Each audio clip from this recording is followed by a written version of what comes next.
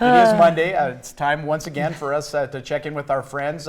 Healthy living at the Providence Mental Health. This morning, MTN's Tim Gazy sits down with lead clinician Angela Mandeville. That's right. And we're going to learn more about the unique approach of focusing on the entire family dynamic instead of just treating the patient individually. Let's learn a little bit more.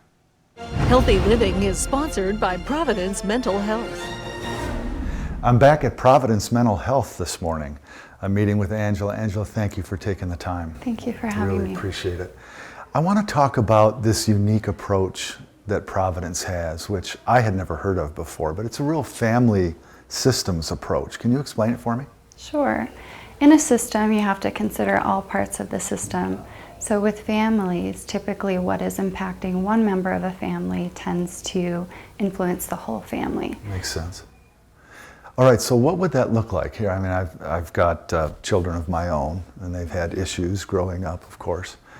2 or 3 might be doing really well, and 1 really having a problem. But you're suggesting that the one that's having a problem is probably going to affect the whole family unit. Sure. So for example, parents with young children might feel frustrated if they don't fully understand the way their child is behaving. You might have experienced that yourself as a parent. Absolutely. And so that can adversely impact the child-parent relationship by creating feelings of guilt and shame, for example. So can you work with families that have young children?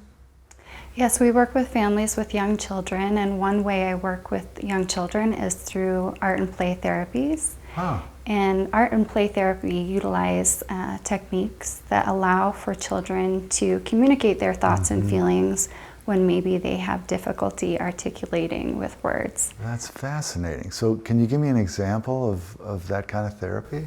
Sure. So it's nice because children are doing normative behavior, learning through play, and they are working through perhaps inner conflict or emotional and social skills, and they don't realize they're doing so. It's a very non-directive approach, and it's very effective in helping them with even cognitive development. Sure.